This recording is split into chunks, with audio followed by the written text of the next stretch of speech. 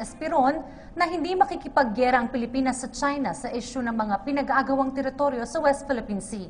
Ayon kay Esperon, mas mabuting humanap na lamang ng mga paraan kung paano mapagbubuti ang relasyon ng Pilipinas sa China. Binigyang diin ni Esperon na malaki ang pakinabang sa ipinatutupad na independent foreign policy ni Pangulong Rodrigo Duterte at kasabay nito ay ang pagbuhos naman ng mga infrastrukturang popondohan ng China sa Pilipinas. Kasabay rin ito ay ginit ni Esperon na mas mainam kung magiging kaibigan ng Pilipinas ang lahat ng bansa, kabilang na ang China. Nanawagan si Senior Associate Justice Antonio Carpio kay Pangulong Rodrigo Duterte na isumbong sa United Nations ang pagbabanta sa Pilipinas na posibleng mauwi sa giyera kapag iginiit ang arbitral ruling sa West Philippine Sea. Habang si Senator Kiko Pangilinan naniniwalang dapat maghain ng diplomatic protest ang pamahalaan. Narito ang report. Ibinulgar ni Pangulong Rodrigo Duterte noong nakaraang linggo ang pagbabanta umano ni Chinese President Xi Jinping sa Pilipinas. Sa oras daw na ipilit ng bansa ang UN arbitral ruling, wala raw magagawa ang China kung hindi sumabak sa giyera. That is ours and we intend to drill oil there because it is ours. Sagot sa akin, well, we are friends. We do not want to quarrel with you, according to China. We want to maintain the present warm relationship. But if you force the issue, we'll go to war. Tingin ng Pangulo, wala sa posisyon ang Pilipinas para makipag-away sa China. It will result in a massacre and it will just destroy everything. Ang unang sasabog dyan, yung Palawan. And I do not have the cruise missiles. I have the fast boats, maybe. Para kay Supreme Court Senior Associate Justice Antonio Carpio, hindi dapat ipagsawalang bahala ni Duterte ang banta ng China. Tingin niya dapat maghain muli ng panibagong reklamo ang Pilipinas sa United Nations Convention on the Law of the Sea o UNCLOS Arbitral Tribunal. Dapat daw tandaang may karapatan ang Pilipinas sa West Philippine Sea dahil idineklara ang ibang bahagi nito na parte ng exclusive economic zone ng bansa. Maaari rin daw mag-report ang Pilipinas sa UN General Assembly para kondenahin ang pagbabanta ng China. Para naman kay Senador Kiko Pangilinan ng Liberal Party, dapat maghain ng diplomatic protest si Foreign Affairs Secretary Alan Peter Cayetano. Dahil dito, suportado raw niya ang panukala ni Senador Bam Aquino na dinggin sa Senado ang foreign policy ng administrasyon. Dapat din daw talakayin ang detalye ng $24 billion na loan at investment ng China sa Pilipinas. Pero tingin ng kritiko ni Duterte na sina Senadora Leila de Lima at Magdalo Representative Gary Alejano, tila ibinenta na raw ng Pangulo ang Pilipinas sa China. Sabi naman ni dating Foreign Affairs Secretary Albert Del Rosario, malinaw ang mensahe ng China na mananaig ang lakas kaysa sa rule of law. Paliwanag naman ni Presidential Spokesman Ernesto Abella, sinisikap ng Pangulo na patatagin ang economic, trade at investment relationship sa China nang hindi nakukompromiso ang karapatan ng Pilipinas sa West Philippine Sea, lalo na ngayong gumugulong na ang consultation mechanism sa territorial dispute. Binigyang diin ngayon ng Malacanang na may 2 punto ang ating pakikipag-ugnayan sa China. Reaksyon po ito ng palasyo sa pahayag ni Supreme Court Associate Justice Antonio Carpio na umano'y pinahintulot ni Pangulong Duterte ang reklamasyon ng China sa West Philippine Sea. Niliwanag ni Presidential Spokesman Ernesto Abella na una sa posisyon ng Pangulo sa ating pakikipag-ugnayan sa China ay palaguin ang ating malusog na ekonomiya, kalakalan at pamumuhunan. At pangalawa ay tiyaking ang ating karapatan sa West Philippine Sea ay di makukompormiso. Ayon kay Abella, isang katiyakan ito lalo na ngayong mayroon ng bagong tatag na mekanismo ng bilateral consultation ng Pilipinas at China para sa mapayapang paglutas ng issue sa West Philippine Sea. Sinabi ng kalihim na bilang pagrespeto sa Senior Associate Justice, nais nating ipaalala na ang reklamasyon ng China sa ilang isla sa West Philippine Sea ay may ilang taon nang nangyayari. Idinagdag pa ni Abella na ang agawan ng teritoryo sa South China Sea o West Philippine Sea ay hindi kabuuan ng ating relasyon sa China, pero kinikilala natin ang mainit na pakikipagkaibigan sa rehiyon. Hirap tayo ngayon. So we have this ISIS thing. I've been scouting around for I'm going to Russia. Same purpose. If they can spare us with the precision guided. We have so many smart bombs. but not as the accurate as one is guided by laser or by the satellites. Or the dumb bombs, which you just bahala na kung sinong tatamaan, which we are not really trying to not to use it because it could cause so many collateral damages. Pinag-uusapan na ngayon ang pagiging state witness ni Janet Napoles. Pero si Senator De Lima duda kung papasa ang tinaguriang pork barrel queen. And that's a very dangerous move. That is a very suspicious move again. Kasi unang-una nga, hindi siya pwedeng state witness. Even the ombudsman said, dati na namin yan determined na she's not qualified to be a state witness. Kasi kung qualified siya, dapat noon pa naging state witness na siya. She's not at all reliable. Sagot naman ng kampo ni Napoles, pawang hearsay lang ang mga testimonya noon laban dito. Doon tayo sa mensahe kay Senator De Lima na ipinagtanggol ka, 'di ba? Kamakailan, pero nanawagan na tigilan na rin daw ang anyay mga propaganda.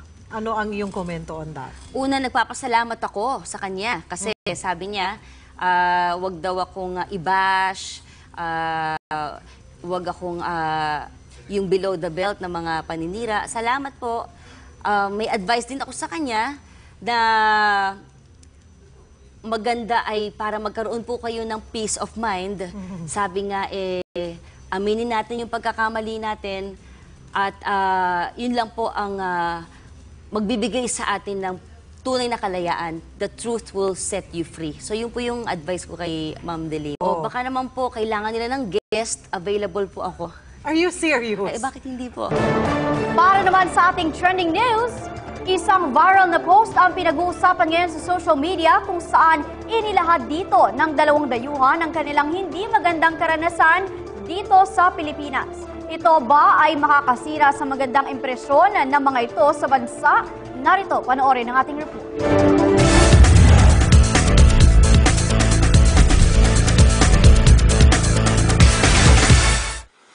Viral ngayon sa social media ang post ng isang British national kung saan sinalaysay nito ang nakakatakot na karanasan niya at ng kanyang kasintahang Australiano nang magbakasyon ng mga ito kamakailan sa Pilipinas. Sa nasabing viral post, inilahad ng isang Danny Georgina, 21 anyos, ang kanilang nakakatakot na karanasan sa Airbnb na Citadel Inn Tower, Makati, na kanilang tinuluyan sa buong panahon ng kanilang pagtigil sa Pilipinas, na anya ay pag-aari ng isang Frenchman na nagngangalang Alan Pasoto.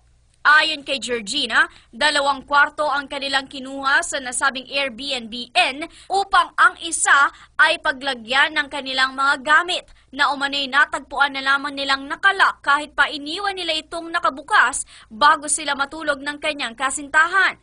Ngunit bago pa man niya natuklasan ito, isang text ang kanyang natanggap mula kay Pasoto dakong alas 8:40 ng umaga na kinakamusta nito ang dalawa. Ngunit dahil tanghali nang nagising ang mga ito, huli na rin nang makita nilang may kakaiba sa kwarto kung saan naroroon ang kanilang mga gamit. Nakalaunay natuklasan na lamang nilang wala na pala ang kanilang pera. Dahil dito, humingi sila ng tulong sa security ng buong building upang makita ang kuha ng mga CCTV cameras kung saan natuklasan nilang si Pasoto ay tumungo pala sa kanilang kwarto ilang minuto matapos nitong isend ang kanyang text kay Georgina. Natuklasan din ng magkasintahan na ang peephole pala sa kanilang kwarto ay natatanggal at kayang silipin paloob mula sa labas ng kwarto. Kaya't hinala rin ni Georgina ay maaaring nakita rin nito na hubot-hubad siyang natutulog. Bago bumalik ng England ang magkasintahan, makailang beses ring nagpalitan ng text messages si Georgina at Pasoto kung saan mariin itong itinanggi ang mga natuklasan ng magkasintahan at nagpost pa ito sa sariling social media account na pinabubulaanan ang akusasyon sa kanya. Nilinaw naman na magkasintahan na sa kabila ng kanilang naranasan sa bansa, mahal pa rin nila ang Pilipinas at ang mga Pinoy. Samantala, may ilan ring mga netizen ang nagpahayag ng hindi magandang karanasan mula kay Pasoto noong ito'y nagpa-practice pa ng Isang nanay sa Cavite ang nakuna ng video na hinampas sa ulo at pinadyakan pa ang sariling anak. Agad namang natunto ng nanay at ipinatawag sa barangay. Yan ang tinutukan ni Jamie Santos. Exclusive. Hampas sa ulo at magkakasunod na tadyak ang sinapit ng batang babae sa viral video na ito mula sa isang nakatatandang babae. May puntong napahawak ang bata sa kanyang tagiliran at braso dahil sa sakit sa tinamong sipa. Nakarating sa mga opisyal ng Barangay Balsahan Bisita sa Kawit, Cavite ang insidente. Ipinatawag nila ang babae at ang bata sa video na mag-ina pala.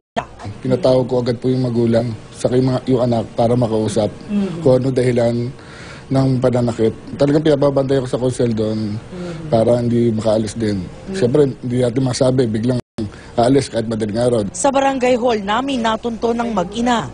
Kwento ng ina sa GMA News, matigas ang ulo at madalas daw siyang takasan ng anak. Kahit anong saway raw kasi, umaalis pa rin ito ng bahay nang walang paalam. Dumating sa punto na bastos na siya kasi hindi na siya sumusunod sa akin.